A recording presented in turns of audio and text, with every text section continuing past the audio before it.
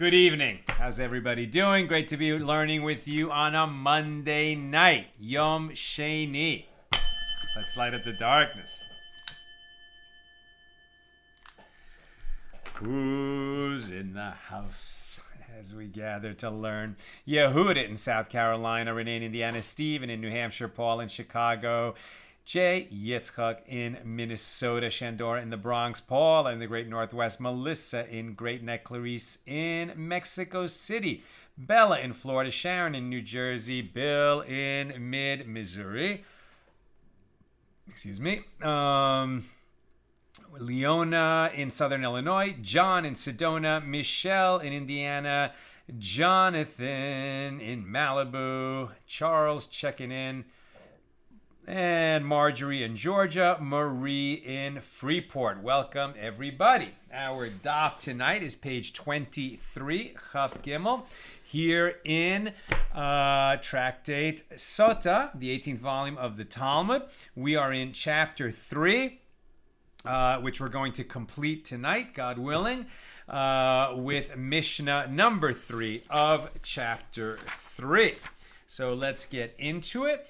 We've been talking here in this chapter 3 about when the suspected adulteress, the Sotah, and her husband come to Jerusalem when the temple is standing. Hasn't in nearly 2,000 years, but when this was possible, they would come together, and she's going to drink the bitter waters, right? The water of bitterness. I think it's just called the bitter water. And if she's innocent, right, that she was warned not to seclude herself with a particular man by her husband in front of witnesses. She secluded herself with that particular man, and it was witnessed. That's when she became the Sotah. So now if she drinks the bitter water and she's guilty, it will cause her to die. If she's innocent, she's going to be fine. What's in the water? Just some dirt from the floor of the temple and the ink that came with the scroll that was dipped into that water with the verses of this passage, the Sotah passage from the Torah written on it, and just a little bit of wormwood to make it taste bitter. So there's nothing poisonous or deadly about the bitter water. Nothing should happen to you. If she dies, it's because it's miraculously proven that even though no one saw exactly what she did with her paramour, that in fact she did commit adultery. Now we've been talking for the last 2 days about this idea that if she has merit, right, and the sages argued yesterday whether that merit came from performing mitzvahs or from Torah study, and different, there were different views on that subject. But at any rate, if she has sufficient merit, even if she is guilty, the bitter water won't cause her death immediately. It could be delayed by as much as a year, 2 years, or even 3 years. Mishnah number 3 actually continues that discussion and then goes in a new direction. So we pick this up at the bottom of page 22b with Mishnah number 3 here in chapter 3. So Rabbi Shimon says, merit does not delay the punishment of the bitter water of a Sotah. And if you say that merit does delay the punishment of the water that causes the curse, as stated earlier by the rabbis, right, the majority view is that it will delay. So says Rabbi Shimon, you weaken the power of the bitter water before all the women who drink the water, who will no longer be afraid of it, as they will rely on their merit to save them. I mean, it's interesting what he's saying. It's not like the rabbis declared that the bitter water, would delay, the effectiveness would delay imposing, this heaven-sent curse on the woman if she's actually guilty but possesses some merit. It's not like the majority view declared that there would be this delay and therefore there was a delay. It seems more like they were saying, they're already speaking, at least 100 years and maybe several hundred years after this was no longer possible. Well, if it's the Mishnah, then let's say 100 years after, the temple was destroyed. And so maybe, nobody in this generation had seen this happen. So they're arguing about the tradition that they received, whether there was a delay or there was not a delay. But at any rate, says Rabbi Shimon, you can't hold this way. You can't say that there would be such a delay, because if there was such a delay, then in the public view, perhaps it was well known that the woman was guilty, even though there weren't actual witnesses to it. And yet, now the bitter water doesn't work, and it's only going to work later. So the effectiveness of the bitter water might be demeaned in the eyes of the public, which would lead women to say, well, I'm never going to get caught by the bitter water anyway. So if I feel like committing adultery, I will. This is Rabbi Shimon's argument, right? If you defend, so you would weaken the power of the bitter water before all the women who drink the water, who will no longer be afraid of it, as they will rely on their merit to save them. I mean, odd that women who are committing adultery are going to rely on this excessive merit that they might have to save them. And at any rate, the rabbis only said it would delay their death, not, override it. So, and the other side of this, says Rabbi Shimon, and you defame the innocent women who drank the water and survived, as people would say, well, actually they are defiled, but it is their merit that delayed their punishment for them. So Rabbi Yehuda Hanasi says, merit delays the punishment of the water that causes the curse, but a woman whose punishment is delayed does not give birth and does not flourish. Rather, she progressively deteriorates. And ultimately, she dies by the same death as a Sotah who dies immediately. So it's not like this delay, is reason enough to, go and commit adultery. I mean, you're still going to die, and it will not be a pretty death. Now, the same Mishna is going to go to a different subject.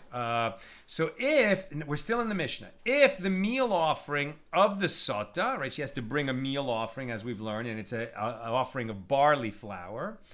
So if the meal offering of the Sotah is rendered impure before it has been sanctified in the service vessel, its status is like that of all other meal offerings that are rendered impure before being sanctified in a service vessel, and it is redeemed, right? So this barley flour that was set aside, so it was consecrated to be the offering.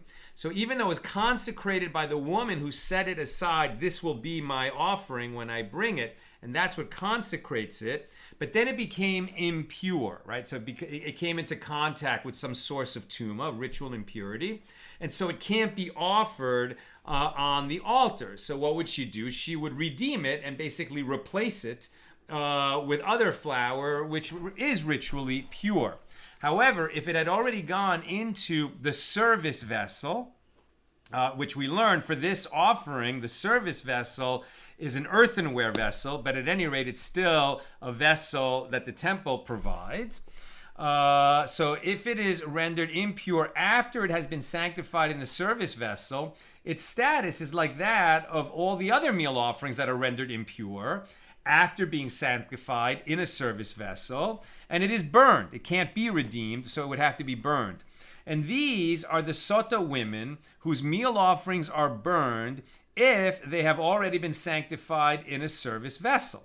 Now we're on 23a. A woman who confesses and says, I am defiled, right? At this point, she doesn't have to drink it. She's admitting that she committed adultery. So she and her husband are going to remain prohibited to each other. They're going to have a divorce. And she will not get her ketubah payment. But since she admitted it, there's no reason for her to drink the bitter water, which would kill her, right? So that's why she's admitting it, so she doesn't have to drink the water. But because she already set aside the meal offering, and that meal offering was placed in a service vessel, it can't be redeemed. It can't go back out into the population, as it were. So it needs to be burned, right? These are the ones whose meal offerings are burned. Number one, the woman who confesses and says, I am defiled and therefore prohibited to you, to her husband. Number two, a woman with regard to whom witnesses came and testified that she is defiled, right? This is as opposed to the two witnesses who saw her seclude herself with the man she was warned not to seclude herself with. That's what led to her becoming a Sotah. Now there's another pair of witnesses that come and say, well, we actually saw the act of adultery, right? They saw the lovemaking between her and her lover. And therefore, it's proven that she is a Sotah, so there's no reason to have her evaluated by the bitter water. So number 2, witnesses who come and testify that she is defiled. So now the meal offering is not offered, it is rather burned. Number 3, a woman who says, I will not drink the bitter water of a sotah, even if she does not confess her guilt, but by refusing to drink the bitter water, it's as if she's guilty. And a woman whose husband changed his mind and does not want to force her to drink, right? He'd rather not know. You know what? At this point, he accused her. He was jealous. But now that they've come on this whole road trip down to Jerusalem, maybe it's reawakened, the couple's loving feelings now that they're both going through this like very heavy, dramatic road trip, culminating in this public spectacle at the temple. And maybe he says, you know what? Maybe the reason she cheated is because I cheated on her. Who knows what he's thinking? But he's thinking like, even if she did do it, I want to just go back to our life before. And so he retracts. Now, can he retract once this procedure has gone this far? Can he retract and the couple will become permitted to each other again? Does he have that option? We're not going to answer that question now. We're going to answer that in a few pages. But at any rate, in such a case where the husband retracts, the meal offering is not offered on the altar, it is burned. And the next case, right, of the woman whose meal offering is burned, is a woman whose husband engaged in sexual intercourse with her on the way to the temple, right? During that road trip to Jerusalem, where they were accompanied by 2 Torah scholars so that they would not do this, right? Once she became a Sotah, the husband and the Sotah, his wife, the suspected adulteress, are prohibited to each other. They're not allowed to have physical relations with each other.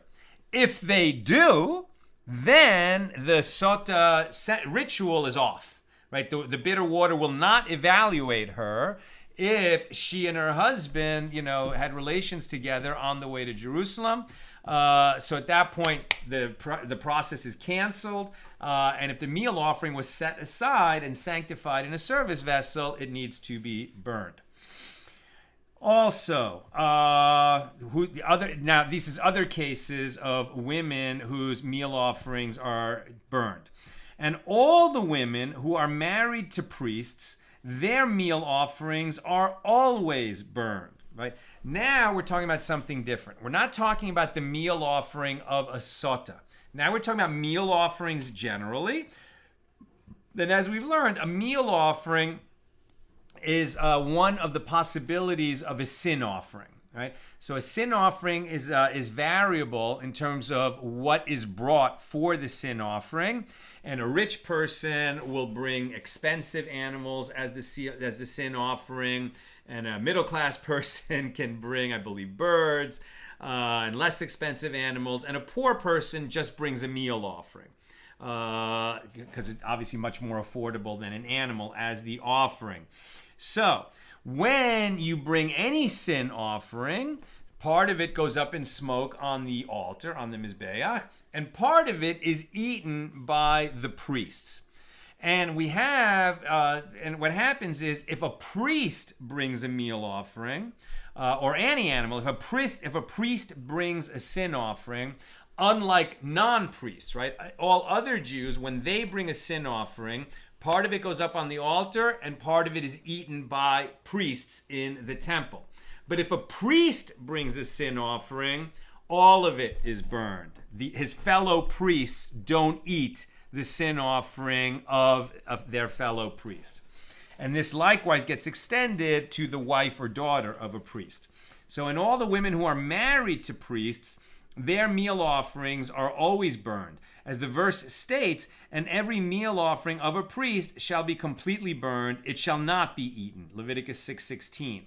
Now, an Israelite woman, meaning a woman who is not the wife of a priest or the daughter of a priest, an Israelite woman who is married to a priest, her meal offering is burned, and the daughter of a priest who is married to an Israelite, her meal offering is eaten.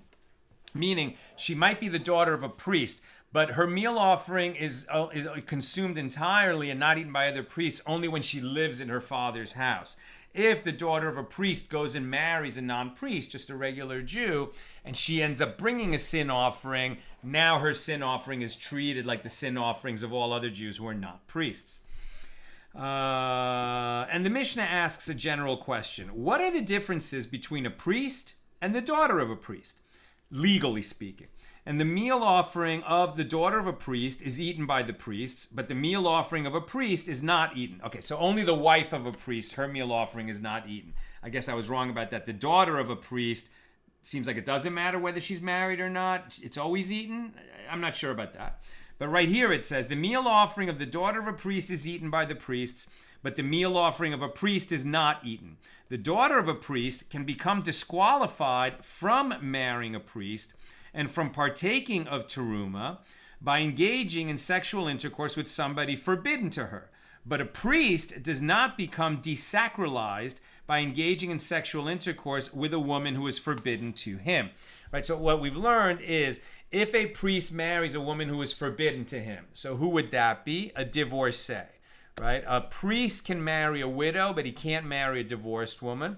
A high priest cannot marry neither a divorced woman nor a widow. He can only marry a woman, who's never been married. But a priest, a regular priest, can marry a widow, but he cannot marry a divorcee. If a priest marries a divorced woman, then as long as he's married to her, he may not serve as a priest in the temple. But once he divorces from that divorced woman, the one who's prohibited to him, then he can continue to serve in the temple. Whereas a priest's daughter who has licentious sex, right? She has sex outside of marriage, so she will not be able to eat her father's teruma anymore. She won't be able to eat food consecrated for priests and their households if she has been defiled in that way. Now, the daughter of a priest may become impure with impurity imparted by a corpse, but a priest may not become impure, right? As we've learned before, priests are like nazirim. They're not allowed to become impure for the dead, in the case of the priest, except for certain close relatives. A high priest can't become impure for anybody. But a regular priest can only become impure for the dead. In other words, enter a cemetery or assist in the burial of a relative, only if it's a very close relative. But for everyone else, no. But the daughter of a priest does not have that restriction. She can enter a cemetery, she can participate in funerals, etc.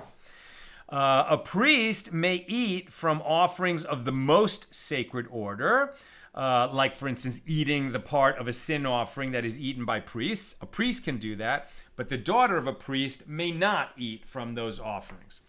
What are the legal halachic differences between a man and a woman generally? Now that we're looking at legal differences between a priest and the daughter of a priest, now this Mishnah examines what are the differences between men and women. Not what are the physical differences, what are the emotional differences, what are the psychological differences. That's not what they're asking.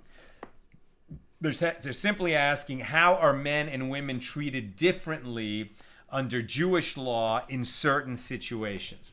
So what are the halakhic differences between a man and a woman?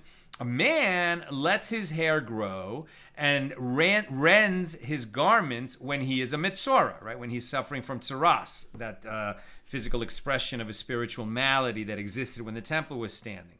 But a woman who is a mitzora, who has tzaraas, does not let her hair grow or rend her garments.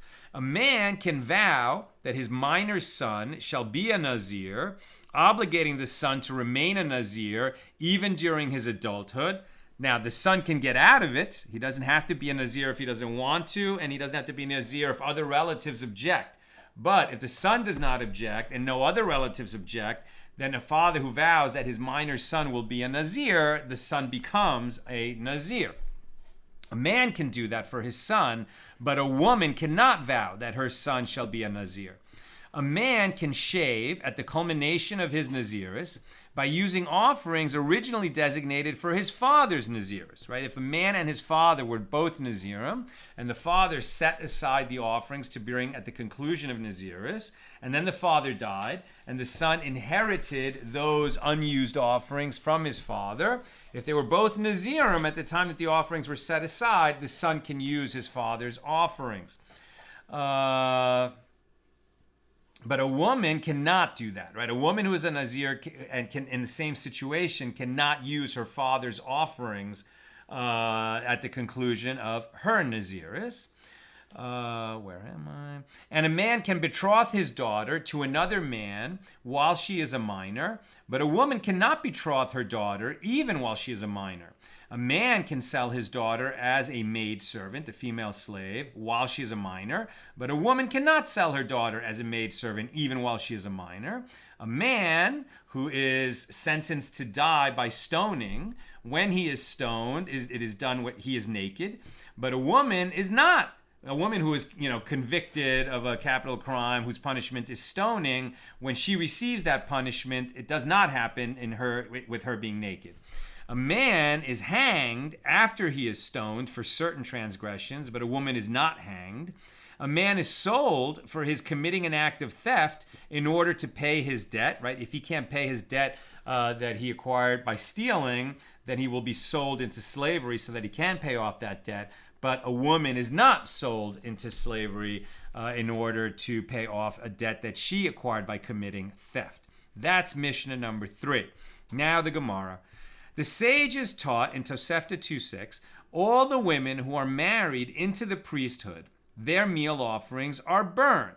Right? The wife of a priest, if she's bringing a meal offering, there's not going to be some burned and some eaten by other priests. She's going to be treated like priests are treated, that when they bring a meal offering, all of it is consumed. They don't eat their fellow priests' meal offerings the way they would eat the meal offering, the portion of the meal offering that's eaten by priests, the way they would do that if a regular Jew who's not a priest were bringing a meal offering. And women and wives of priests are treated the same way. How so? With regard to the daughter of a priest or the daughter of a Levite or an Israelite woman who is married to a priest, her meal offering is not eaten due to the fact that her father or husband, respectively, has a share in the meal offering, and it is therefore treated as the meal offering of a priest, which is not eaten. But it is not completely burned without removing a handful from it, as the Torah states with regard to the meal offering of a priest, due to the fact that she also has a share in it. Rather, the handful is sacrificed by itself, and the remainder of the meal offering is sacrificed by itself. And the Gemara asks, one should apply here the principle that in the case of any offering that is meant to be partly burned on the flames of the altar, one who burns the remainder of the offering is subject to the prohibition, do not burn. The prohibition is derived from the verse, Leviticus 2:11, you shall not burn of it as an offering made by fire unto the Lord. And Yehuda, the son of Rabbi Shimon ben Pazi, said that the priest burns the remainder not as an offering, but for the purpose of firewood. And this is permitted in accordance with the opinion of Rabbi Eliezer, as it is taught in a baraisa that Rabbi Eliezer says, with regard to those parts of an offering which may not be burned, for a pleasing aroma, you may not burn them. However, you may burn them on the altar for the purpose of firewood. Now the Gemara continues, this works out well according to the opinion of Rabbi Eliezer, who holds in accordance with this reasoning and permits burning the remainder of an offering as firewood. However, according to the rabbis who do not hold in accordance with this reasoning, what can be said? How is the remainder burned on the altar? And the Gemara answers, with regard to the remainder, they act in accordance with the opinion of Rabbi Elazar, the son of Rabbi Shimon. As it is taught in a baraisa, Rabbi Elazar, the son of Rabbi Shimon, says, with regard to the meal offering of a sinner who is a priest, the handful is removed from the meal offering and sacrificed by itself, and the remainder is neither eaten nor burned on the altar, rather it is scattered on the place of ashes. Again, what we're dealing with here is that meal offerings have a portion, generally speaking, the meal offering of any Jew, part of it goes up on the altar, part of it is eaten by the priest. But if a priest brings a meal offering, the part that would normally be eaten by the priests is not eaten by priests. It has to be burned. But is it burned on the altar in the manner that the portion designated to be burned on the altar is burned? Are they burned in the same way? Or is that part that normally would be eaten burned in a different way? Now we're on 23b. And even the rabbis do not agree with Rabbi Elazar, the son of Rabbi Shimon, except with regard to the meal offering of a sinner who is a priest, as they hold that it is fit to be sacrificed in its entirety without removing a handful. However, in this case, i.e. in the case of the meal offering of a Sotah, now back to our subject, who is married to a priest, even the rabbis agree that its remainder is scattered on the place of the ashes, since the handful is removed from the offering. New subject. The Mishna states, in the case of an Israelite woman who is married to a priest, her meal offering is burned, and in the case of the daughter of a priest who is married to an Israelite, her meal offering is eaten like any other Jew's meal offering. And the Gemara asks, what is the reason for this? And this is, as the verse states, Leviticus 6:16, and every meal offering of a priest shall be completely burned. It shall not be eaten. So one can infer that this applies to a priest, but not the daughter of a priest. And the Mishnah states, the daughter of a priest can become disqualified from marrying a priest and from partaking of teruma by engaging in sexual intercourse with someone who is forbidden to her, like someone who's not her husband. But a priest does not become desacralized by engaging in sexual intercourse with a woman forbidden to him. And the Gemara asks, from where do we derive this? It is, as the verse states, with regard to a priest who marries a woman forbidden to him, and he shall not disqualify his offspring among his people, indicating that his offspring from forbidden intercourse are desacralized. That's called a halal, right?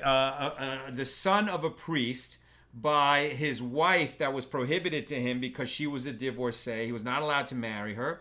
So his son is a priest, but he's a halal. He's a priest who's prohibited to serve in the temple because he's the offspring of a forbidden union for his father, the priest. So indicating that his offspring for forbidden intercourse is desacralized. But he, the priest himself who married that divorcee, he is not personally desacralized through his actions, so that he could, divorce that woman, marry a different woman, who's not prohibited to him, and then have more children with the second wife. And, if he has a son, that son will be a fully qualified priest. Now, the Mishnah states that a daughter of a priest may become impure with impurity imparted by a corpse, but a priest may not. And the Gemara asks, what is the reason for this? And the Gemara answers, the verse states, speak to the priests, the sons of Aaron, and say to them, none shall become impure for the dead among his people. Right? We've seen this principle many times. A priest, like a nazir, may not become impure for the dead. The exception for the priest is certain very close relatives. Now, the verse indicates that this applies to the sons of Aaron and not to the daughters of Aaron. And the Mishnah states a priest may eat from offerings of the most sacred order, like from a sin offering, as opposed to teruma. But a daughter of a priest may not eat from the offerings of the most sacred order, right? She can eat teruma. That's a tithe that's given to priests. Only priests can eat it, they and their households. But when you talk about regular Jews bringing sin offerings in the temple, and a part of the sin offering is eaten by the priests, that is considered food of the highest sacred order that only actual priests can eat and not members of their household. And how do we know that? This is derived as it is written with regard to the meal offering, which is an offering of the most sacred order. Every male among the children of Aaron may eat of it. Leviticus 6:11. Now the Mishnah states, our Mishnah here, number 3. And what are the halakhic differences between a man and a woman? Now that we've started listing differences between priests and wives of priests, and between priests and daughters of priests, now we're going to go a little more general and talk about just halakhic differences between men and women generally. And some of these differences have nothing to do with the Sotah ritual, but now that we're on this topic, we're going to explore that quickly. And the sages taught, the verse states, he is a mitzora, he is impure, right? So the man who has tzaraas, he is ritually impure. Now what are the halakhic differences between a man and a woman? Number one, a man lets his hair grow and rends his garments, right? Tears his garments when he is a mitzora, but a woman does not. And the sages taught, the verse states, he is a mitzora, he is impure. So I have derived only that the laws of a confirmed mitzora apply to a man. From where do I derive that they apply to a woman? When it says in the subsequent verse, and the mitzora in whom the plague is, his clothes shall be torn, and the hair of his head shall grow wild, and he shall cover his upper lip, and he shall cry, tameh, tameh, impure, impure. He will let people know that because he's a mitzora, he does, which he might not look any different. The sores on his skin that are the symptom of tzaraas may not be outwardly visible. So when he walks around, he has to say to people, I'm impure, so they don't come into contact with him and they themselves become impure, and so that he doesn't come into contact with food that's set aside as teruma to be given to a priest, which has to be eaten in purity, right? So mitzora has to say impure, impure. Okay, so what about that? Is this the same for men and women or only for men? So he says impure, impure. So there are two individuals indicated here, as this verse did not need to restate and the mitzora as the subject of the verse, was clear from the previous verse. Therefore, since two individuals are indicated, it must be a man and a woman. So if so, what is the meaning when the verse states a mitzora who is a man? So this is referring to the matter of tearing one's clothes and letting one's hair grow wild, which is stated in the verse below, and teaches that a man lets his head grow and rends his garments, but a woman does not. And the Mishna states, a man can vow, and this is another difference between men and women, a man can vow that his minor son shall be a nazir, but a woman cannot vow that her son shall be a nazir. So Rabbi Yochanan says, this is a law, a halakha, transmitted orally to Moses from Mount Sinai with regard to the nazir. And it is not derived from any verse in the Bible. It's only known because God told Moses at Mount Sinai, a bunch of laws that are sort of the original oral Torah, not nearly as many as the sages later derived by interpretation of the verses, but there were a few kind of, core laws that were given at Mount Sinai to sort of, be the beginning of the oral Torah. And this was one of them, that a man can vow on behalf of his son, and then if the son accepts, then he is a nazir, but a woman cannot do that for her son. Only a man can do that. That was given at Sinai. Now the Mishnah states a man can shave at the culmination of his nazirus by using offerings designated for his father's nazirus. Shave meaning at the end of his own nazirus he has to bring offerings. So a son who's a nazir can bring the offerings that his father, who was a nazir, set aside for the conclusion, but then he died before bringing them. However, a woman cannot shave, meaning cannot conclude her nazirus by using offerings designated for her father's nazirus. So Rabbi Yochanan says this is a law transmitted orally to Moses from Sinai with regard to the nazir, and it is not derived from verses in the Bible. And the Mishnah states a man can betroth his daughter to another man while she is a minor, but a woman cannot betroth her daughter. And the Gemara explains, this is as it is written, Deuteronomy 22:16, and the father of the maiden shall say to the elders, I gave my daughter to this man as a wife, indicating that it is only the father who has the power to betroth his daughter. And the Mishnah states a man can sell his daughter as a maidservant, right, a female slave.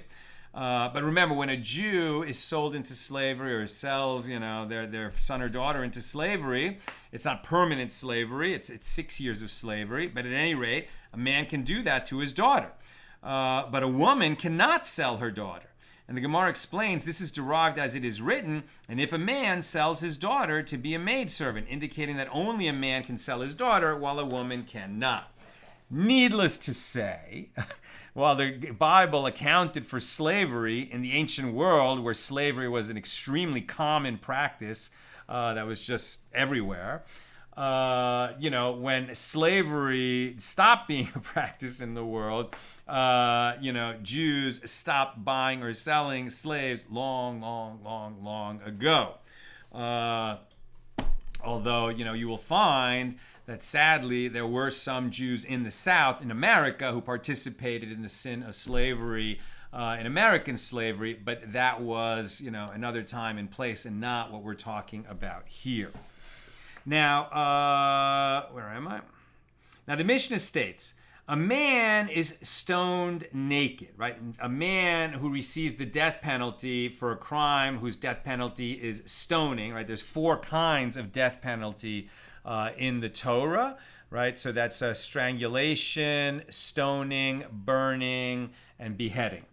Okay, and so they're just different death penalties for different crimes. So if the crime is one that results in stoning, and remember, stoning is not maybe what the popular imagination would conceive it to be. It's not that we stand a person against a wall and everyone in the village picks up a rock and throws rocks at him. That is not death penalty by stoning. In fact, what it is they throw this person off a cliff. I mean, he's dead either way, but that's the way it was done. Now, a man is stoned naked, but a woman is not stoned naked. And the Gemara asks, what is the reason for this? And the Gemara answers, the verse states, and let the entire congregation stone him. What does the term him come to exclude? If we say this means that they stone him but not her, i.e. that a woman is not stoned at all, but isn't it written, and you shall take out that man or that woman who did this evil thing to your gates, that man or that woman, and you shall stone them with stones, and they shall die.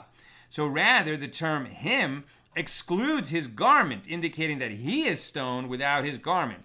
And a woman is excluded from this law, as one may infer from the term him that they do not stone her without her garment. And the Mishnah states a man is hanged, but a woman is not hanged. And the Gemara asks, what is the reason for this? And the verse states, Deuteronomy 21:22, and if a man has committed a sin worthy of death, and he is put to death, and you shall hang him on a tree. And the verse indicates that one should hang him, a man, but not her, a woman. I'm almost done. If you have questions or comments, get them in now. Interesting that, we'll get to this eventually, I guess, probably in Tractate Sanhedrin, this idea that one who receives the death penalty of stoning, right? So he's thrown off a cliff, his body was crushed, and he died in that. And then they would hang him. Why? Obviously, as a deterrent effect that people should know this person had, had the death penalty imposed. Maybe the cliff was far away from town where they executed him, but then they hang him in town so that people see this is what happens to people who commit that death penalty offense. We also learn elsewhere, it's a written law in the Torah, that they would only do that for one day, right? And come nightfall, they would take down the person who was hung, and then they would bury him. Like any other Jew would be buried. You don't leave, some... You don't leave even this person who committed a terrible crime hanging more than the one day. Now the Mishnah states a man is sold for committing an act of theft, but a woman is not sold for her committing an act of theft, meaning if he can't pay the debt that he acquired by stealing, then he's going to be sold into slavery in order to pay for his debt. But this does not happen to women. So the Gemara asks, what is the reason for this? And the verse states, if the sun rose upon him, there is blood guilt for him, he shall make restitution. If he has nothing, then he shall be sold for his theft. The verse indicates that he is sold for his theft, but she is not sold for her theft. And that concludes chapter 3 here in Tractate Sotah. So tomorrow, God willing, at 6 p.m., we will pick this up with chapter 4, Mishnah number 1. All right, let's see if we've got questions or comments.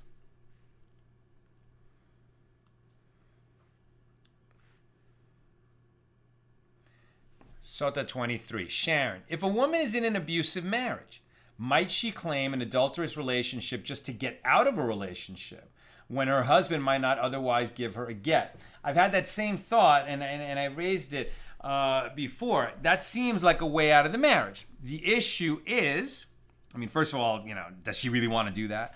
And second, if her exit is via adultery, then she's going to lose her ketubah, right? She's going to lose her ketubah payment. Now, it might certainly be worth it to her to just get out of this abusive marriage, even though, there's not going to be a, alimony type of payment. If she could just get out, better to get out than to be an aguna, right? A woman who wants a divorce and the husband won't give it to her. So maybe that was done that way. I don't know if there were actual cases like that, but I had the same thought as you, Sharon. Jonathan, differences between men and women.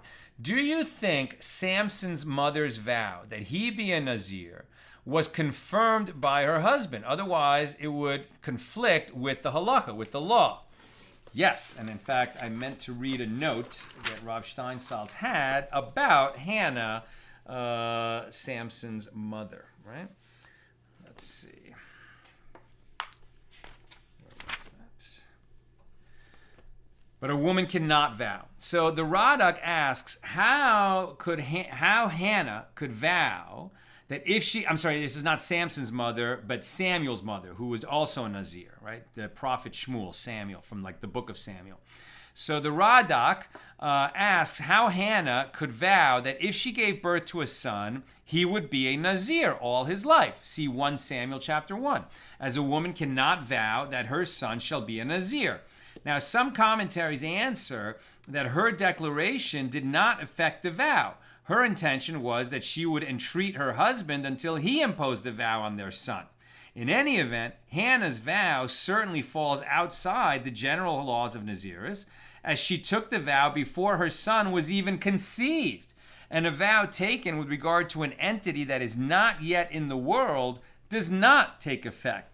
So that was some kind of, exceptional circumstance that was already, involved in a miracle, right? Where she, no, I think Samson's mother had a miraculous, visit from an angel. Samuel's mother did not, right? Hannah just received a blessing from the high priest, Eli, that you should have a child. She was barren and, waiting for a long time. And then he gave her this blessing, right? And then she just said, that he will be a Nazir, because she was so moved, it was so desperate to have a son. So, why did that Nazirus stick? Maybe she just, maybe it was outside of halakha. It does definitely contradict what we've learned today, but perhaps her husband ratified the vow, as you suggested. Or perhaps, her son, just when he was old enough, he was raised that way, and then he undertook the vow himself. I don't know. But, Rav Steinsaltz brought up the same point that you're making, Jonathan. And finally, Joseph, just an observation standing back at all this. I learned that ancient rabbinic yeshivas would begin teaching their young students from the book of Leviticus. It seems that a good bulk of discussion in the Talmud concerns these foundational texts about the kinds of offerings and their implications in halacha. Right. I mean, now sort of the whole, temple and korbanos, offerings, sacrificial system sort of only exists because we study it, because we learn it, and we mention it in the prayer book every day, right? Every day in the morning and in the afternoon service, we actually, recite the passages from both the Torah and from the Talmud about the daily offerings that were brought. So they only exist now because we study them, and we ask that in the merit of our studying those offerings, it's as if the daily offerings, which when the temple was standing, were brought on behalf of the nation to atone for our sins, that the ones we know about and the ones we don't know about. And now that we can't bring those anymore, it's sort of like a source and a channel for atonement is gone, that we don't have anymore, right? And so the sacrifices has been replaced by our prayers. And when we offer our prayers, we also, learn and recite these passages of the offerings.